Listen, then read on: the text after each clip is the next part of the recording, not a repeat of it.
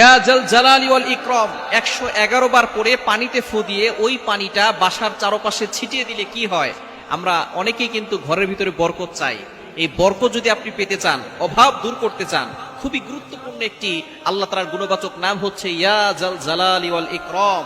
আল্লাহ পাক রব্বুল আলামিনের এই গুণবাচক নাম করে দোয়া করলে আল্লাহ তাআলা সেই দোয়াটা কবুল করেন। এটা আল্লাহ তাআলা নিজে বলে দিয়েছেন। কোরআন খুলেন 9 নম্বর পারা 13 নম্বর পৃষ্ঠার 4 নম্বর লাইন, সূরা আরাফের 180 নম্বর আয়াতে আল্লাহ বলছেন ওয়ালিল্লাহিল আসমাউল হুসনা ফাদউহু বিহা।